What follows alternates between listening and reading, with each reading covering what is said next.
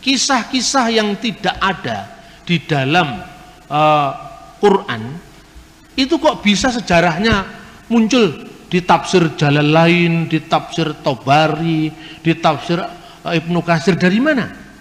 Sampai tahu bahwa cerita tentang Elias, cerita tentang Elisa, dari mana taunya? Kok sampai tahu bahwa istrinya bahwa ada keluarga Yohanes Pembaptis, Yahya, yang namanya Asba atau Elizabeth. Padahal di Quran nggak ada kata Elizabeth. Kok sampai muncul nama Elizabeth, dari mana coba? Ya dari Bible, dari mana lagi kalau bukan dari Alkitab? Tapi kalau itu sudah dikutip oleh Ibnu Katsir, orang tidak lagi membahas Ibnu Katsir dapatnya dari mana. Coba lihat di tafsir-tafsir di umum, ini ada di tafsir At-Tabari, Ibnu Jarir At-Tabari yang judulnya Jami'ul Bayan fi Tafsir Al-Quran, juz sekian, halaman sekian. Terus dapatnya dari mana Tabari? Loh, kenapa sumber yang dikutip Tabari kok ditolak, dituduh palsu? Padahal dia ngutip dari yang palsu tadi, ngutip dari yang dituduh palsu tadi. Saya ngomong tapi sambil nada guyon. Nah begitu juga bagi saya, Mormon itu tidak ada. Untuk apa Mormon itu? Meskipun itu ada pendeta, bukan pendeta, pejuang hak asasi dari Mormon, Thor siapa namanya itu ada. Bukunya tebal segini. Dia pejuang hak asasi. Ketawa-ketawa itu saya ngomong. Mormon, saya tidak percaya kalau Joseph Smith adalah nabi. Tetapi siapa yang bisa menolak keyakinan orang bahwa Joseph Smith adalah nabi? Saya nggak punya hak. Yang punya hak adalah Tuhan. Nah Tuhan aja mengizinkan, kok saya menolak? Biarkanlah lalang itu tumbuh sampai bersama gandum sampai waktu menuai, saya bilang itu. Pada awal-awal pertama, banyak orang-orang Kristen yang disewa oleh tentara pemerintah Islam. Sebagai apa? Administrator, penerjemah, tabib, dokter istana. Nah, orang-orang ini pintarnya pemimpin Islam sejak masa Harun Ar-Rasyid. Bergerubak-gerubak manuskrip didatangkan dari India, Persia, Yunani. Isinya matematika, geometri, geografi, fisika, kimia, semua diterjemahkan dalam bahasa Arab. Ada ambil alih teknologi ke dalam bahasa Arab, dan kemudian siapa yang menerjemahkan? Orang-orang Kristen. Sampai pada masa dinasti Abbasiyah, zamannya Khalifah Al-Ma'mun, penerjemah kekuatan itu ada di tangan orang-orang Kristen Syria Timur. Di Baghdad dibentuk yang namanya Baitul Hikmah.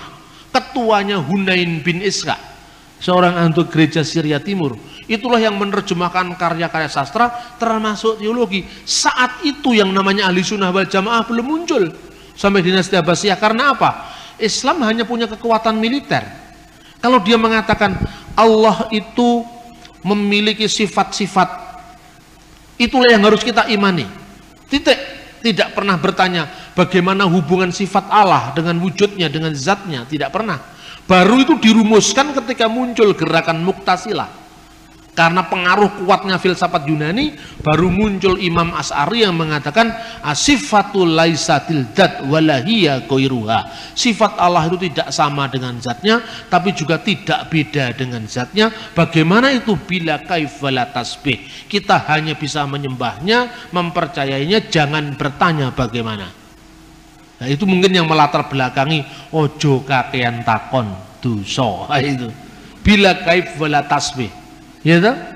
Kalau kita lihat nama Isa itu sudah berbeda dengan nama standar di teks-teks Arab. Di dalam teks bahasa Arab, kebanyakan dalam Injil bahasa Arab tidak dikenal kata Isa. Yang dikenal kata Yeshua. Yeshua Al-Masih, Yesus Kristus, bukan Isa Al-Masih. Dari mana ini kata Isa ini muncul? Ternyata itu dari Kristen Syria. Nah, Kristen Syria ini di dalam penerjemahan teks-teks Arab, dia tidak pernah menerjemahkan sampai hari ini menjadi Yeshua dalam teks Arab, ya. Tetapi Isa, misalnya beberapa biara ditemukan dengan nama Isaniyah, pengikut Isa. Itu tahun 571, sejaman dengan tahun kelahiran Muhammad. Kata Isa itu ternyata fonetik koresponden, perubahan bunyi. Dan itu tidak salah. Contohnya gini, saya sering ulang-ulang kata-kata ini. Orang Jawa tidak bisa ngomong huruf Ain, Abu Bakar, Umar, Utsman, Ali, tapi Ngabu Bakar, Umar, Ngusman, Ngali. Orang Sunda sulit untuk mengucapkan huruf F, ya, dia tidak bisa ngomong misalnya Arifin tapi Aripin. Orang Dayak juga begitu, Aripin. Orang Batak sulit untuk mengatakan huruf K di tengah, tegas. Maksud saya, kan orang Batak nggak ngomong maksud saya. Maksud saya tidak begitu, maksud saya, maksud bukan maksud. Ya kan? Tapi apa disalahkan? Itu kan pronunciation itu kan memang khas pembawaan dari masing-masing suku, masing-masing bahasa. Justru karena itu saya tahu kalau Anda orang Batak, karena tidak bisa ngomong maksud tapi maksud. Kalau disuruh ngomong sebetulnya bisa, tapi karena udah keenakan begitu.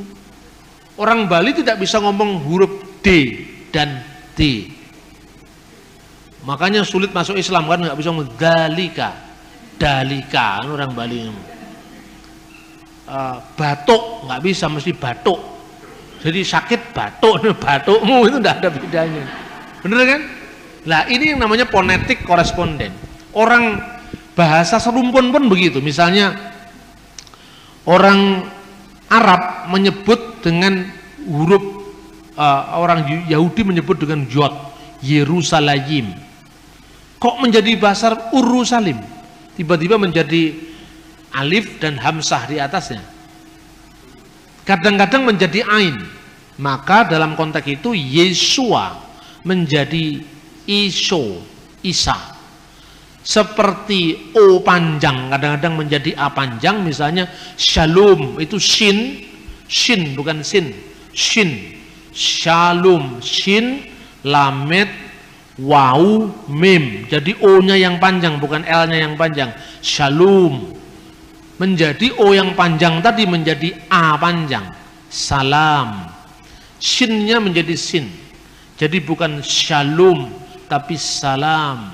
Shalom alaihim, assalamualaikum. A-nya yang panjang. Maka seperti shalom menjadi salam, iso menjadi isya. Seperti Yesaya menjadi Isaya, Yeremia menjadi Irmia, Yerusalem menjadi Urusalim, Yordan menjadi Urdun, maka Yesua menjadi Isa. Ini fonetik koresponden. Tapi bukti manuskripnya tidak ada Injil yang pernah memakai kata Isa. Kenapa di sini kok pakai kata Isa? Karena Islam mendasarkan tradisi lisan, bukan tradisi tertulis. Ini bukti lagi bahwa zaman Muhammad Injil belum diterjemahkan dalam bahasa Arab, kan begitu. Terus kemudian banyak teks-teks lain yang dipengaruhi bahasa Arab. Misalnya nama Yuhanna menjadi Yahya, itu Zahia. Dalam dialek Syria Barat Yuhanna, tapi ada beberapa dialek Syria Timur, Palestinain, Aramaik itu adalah Yahya. Zahia menjadi Yahya. Kemudian muncul lagi kata-kata kalau Abraham menjadi Ibrahim, itu umum sekali. Seperti misalnya kata Nimrod menjadi Namrud, Ibrahim menjadi Ibrahim. Itu dalam gejala bahasa namanya metatesis, ya, metatesis. Itu contohnya banyak. Nah, kemudian dari konteks Perjanjian Lama banyak narasi-narasi dari Talmud yang kemudian masuk mewarnai teks Islam, Al-Quran misalnya. Ibrahim dibakar tidak mempan dalam api. Dari mana sumbernya? Ternyata itu seorang rabi Yahudi abad kedua Masehi, ya, Pirkir Rabi Eliezer menerjemahkan Ur itu Ur menjadi Ur. Jadi di situ dikatakan Ani Adonai Asher Hoshetika Me Urkasdim. Kejadian pasal 15. Akulah Tuhan yang telah mengeluarkan engkau dari Urkasdim. Itu firmannya kepada Abraham. Dibaca oleh Pirkei Rabi Eliezer, Ani Adonai Asyar Hosetika me Ur Kasdim. Akulah yang Tuhan yang mengeluarkan engkau dari api negeri Kasdim. Maka kemudian konteksnya Abraham dibakar tidak mempan. Itu sebenarnya tidak ada dalam teks. Itu karena kesalahan transmisi teks. Contoh yang lain misalnya, kisah tentang Sulaiman, Salomo yang memasuki Ratu Seba, yang dalam tradisi Yahudi abad kedua ketiga Masehi disebut Bilqis. Kemudian nama itu masuk dalam Al-Quran, Bilqis. Itu kemudian ketika Ratu Seba ini datang ke istananya Salomo, istana itu dibuat tempat duduknya, lantainya dari kaca. Nah, ketika dari kaca, kemudian Ratu Bilqis itu menyibakkan kainnya. Nah, kemudian di dalam cerita legenda sampai Salomo melihat bulu-bulu betisnya. Lah ini tambahan lagi yang pikiran-pikiran keras mendapat tempat di situ. Karena dia menyingkapkan kainnya. Di pikirnya itu adalah air, padahal itu adalah kaca. Nah, sebelumnya itu menggambarkan kehebatan Salomo itu digambarkan. Waktu itu pasukan burung-burung semua menghadap kepada Salomo. Kemudian Salomo ketika melihat memeriksa barisannya, ini dari sebuah komentar kitab Ester, tapi tradisi ekstra kanonik Yahudi, tradisi yang tidak resmi di kalangan Yahudi, yang tersebar dalam bentuk dongeng orang-orang Yahudi di Medina saat itu. Digambarkan bahwa mana semua burung sudah hadir, semua makhluk sudah hadir, kecuali bulbul yang tidak hadir. Nah, di dalam teks tafsir Ester itu sebetulnya disebut ayam jantan yang tidak hadir. Tapi kemudian nggak tahu dalam konteks Al-Quran burung dengan ayam kan mirip. Lalu diartikan di situ bulbul. Bulbul di mana? Sulaiman sangat jengkelnya mau membunuh bulbul itu. Tapi tidak lama kemudian bulbul datang kasih laporan. Di muka bumi ini ada satu kerajaan yang belum tunduk pada Anda, yaitu kerajaan Seba. Ratunya seorang perempuan gini-gini. Nah, kemudian Seba pun akhirnya datang ke situ. Terus kemudian dalam itu menurut Targum Ester, ekstra kanonik, tapi dalam Al-Quran ditambahi pasukan jin. Nah, Anda teliti bulbul itu kata apa? Pasti bukan bahasa Arab asli. Itu bisa dilacak. Kemungkinan itu beberapa ahli menduga itu dari unsur Ethiopia. Dan kenapa Ethiopia? Ethiopia pernah hubungan intens dengan Islam. Raja Negus al-Asyam itu dari sumber perjanjian lama. Terus kemudian ada fakta-fakta kristologi yang dikaburkan. Zakaria Nabi dalam perjanjian lama dikaburkan dengan Imam Zakaria dalam perjanjian baru, yang adalah bapak dari Yahya Pembaptis, ya kan? Kemudian Miriam dalam perjanjian lama yang saudaranya Harun dan Musa, anaknya Amram. Amram punya anak Musa, Harun dan Miriam kan, dikaburkan dengan Maria perjanjian baru. Sehingga ketika Maria membawa anaknya tanpa menanyakan, tanpa memberitahu siapa bapaknya Yesus itu, ya kan? Itu kemudian ditegur oleh kaumnya, versi surat Maryam, wahai Maryam saudara Harun, ya Maryam ukta Harun. Padahal ini bukan Maryam saudara Harun, ini adalah Maryam ibu Yesus. Kenapa disebut Alu Imran, keluarga Imran? Karena dianggap sama dengan Amram, seperti Abraham menjadi Ibrahim, Amram menjadi Imran. Padahal sebenarnya mestinya Ahlu Daud, keluarga Daud, bukan keluarga Amram. Karena Yesus bukan keturunan imam, Yesus adalah keturunan Yehuda. Nah, ini banyak fakta-fakta yang seperti ini sebetulnya lagi membingungkan. Makanya Hasan menjawab, Maryam disebut saudara Harun, itu Harun yang lain. Yang tempat lain mengatakan, karena di orang Yahudi nama Harun itu nama pasaran.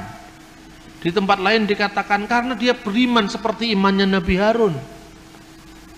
Nah, tapi kalau itu kebetulan, bagaimana kebetulan sampai 2 kali? Kebetulan itu cuma 1 kali. Maryam anaknya Imran dalam surat At-Takrim dan Maryam saudara Harun 2 kali. Ini fakta-fakta sejarah. Kemudian ketika ditanya seperti itu, Yesus dalam kandungan tadi menjawab, akulah nabi. Nah, akulah nabi. Coba teksnya Anda bisa baca pada halaman 12.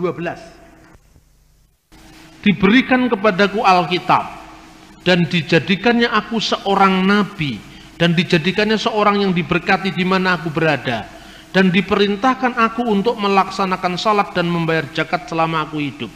Di sini kata salat ditulis dengan bisolawat wa zakawat, tetapi ini kalau dibaca dalam teks standar menurut vokalisasi yang diberikan tradisi Islam. Tapi di sini biasanya kata salat dalam literatur hadis yang lebih mudah ditulis dengan shot lam alif tak marbutoh, bukan waw tapi tak marbutoh. Kenapa di sini solawat bukan solat? Pembacaan lain yang ditawarkan oleh orientalis bukan solawat bacaannya, tetapi selota, karena itu pengaruh bahasa Arab.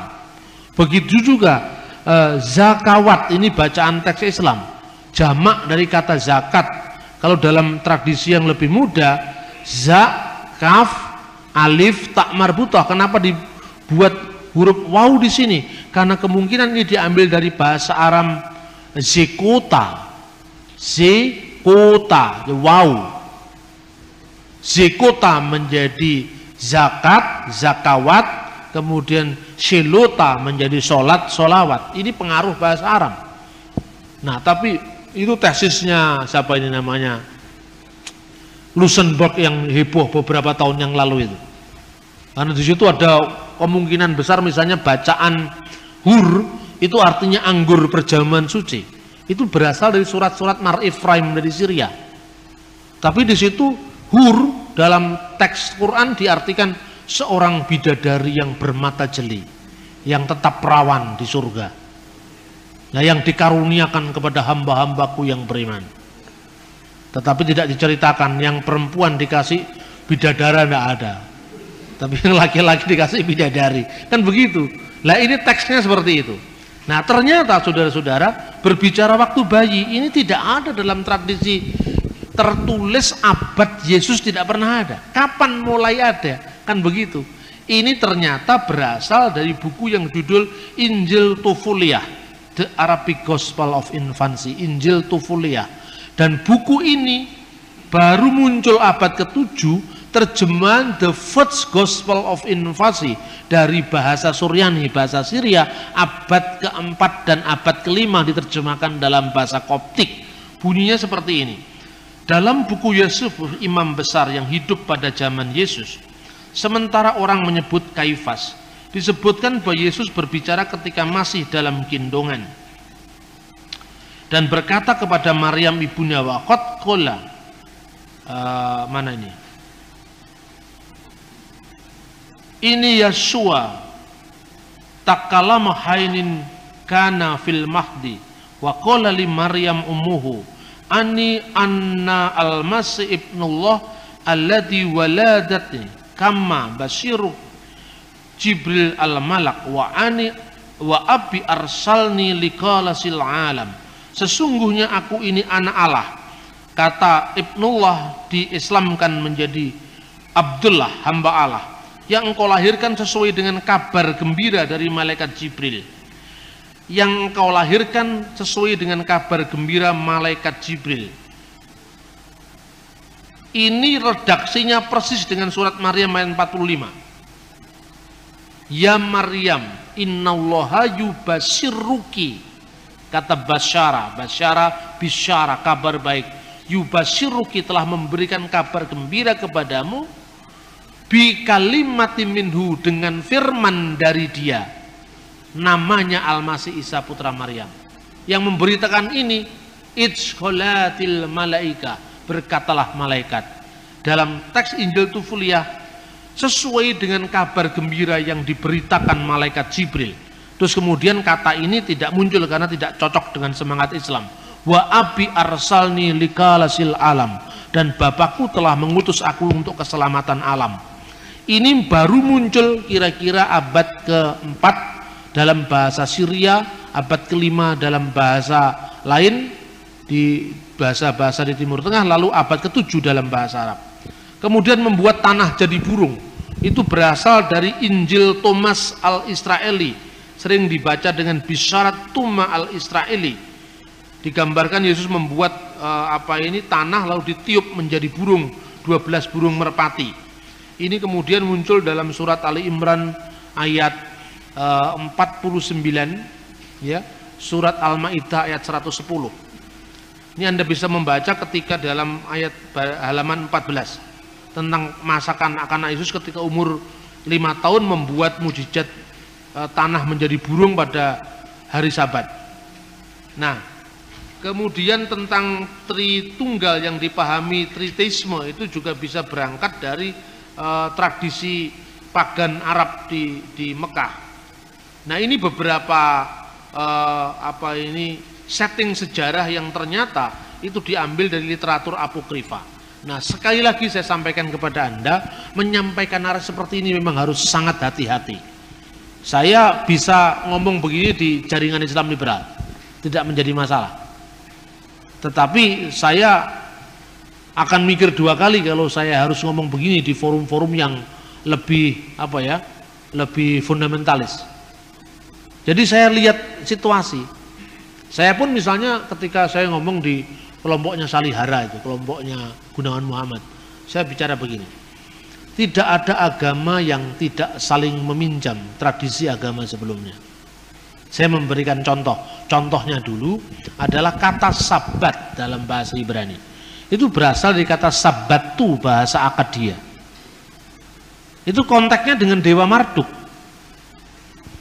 Nah, tapi setelah saya menguraikan begitu, saya ceritakan, nah dalam Islam misalnya, kisah Yesus bicara waktu bayi itu berasal dari buku apokrif. Buku apokrif itu kumpulan legenda-legenda rakyat yang kemudian ditulis pada kira-kira ratusan tahun setelah zaman Yesus.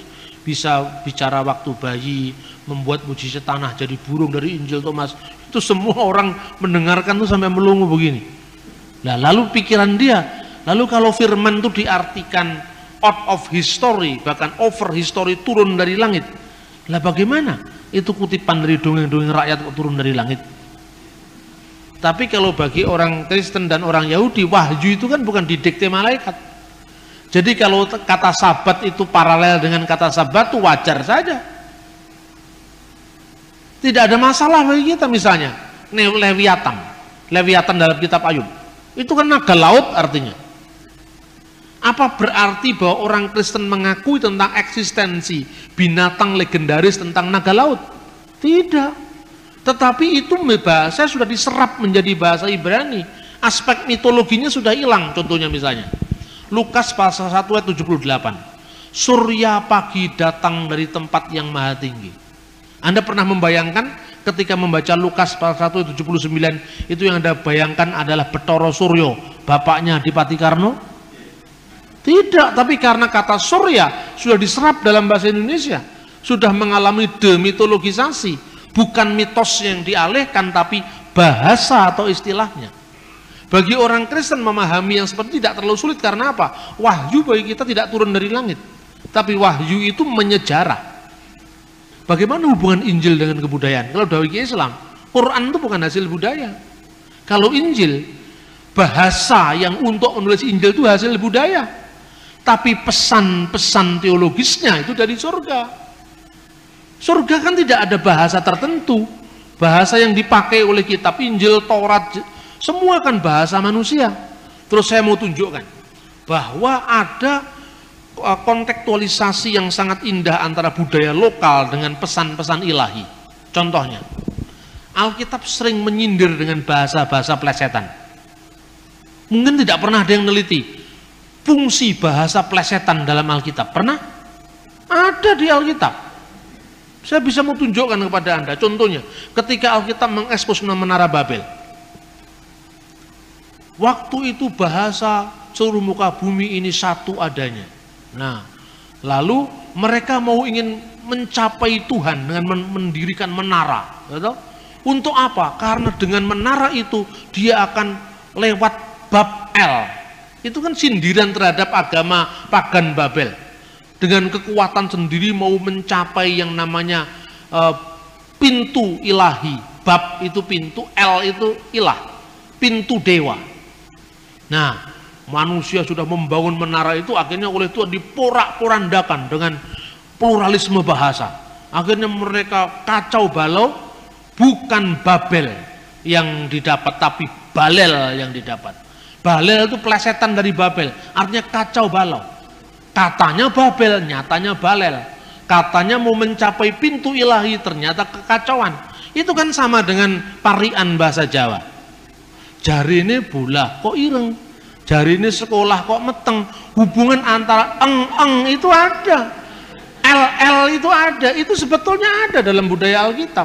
Ini kan menarik. Ayo, pernah kehabisan bahan untuk ngomong budaya? Tidak pernah, karena Alkitab ini sangat kaya dengan itu.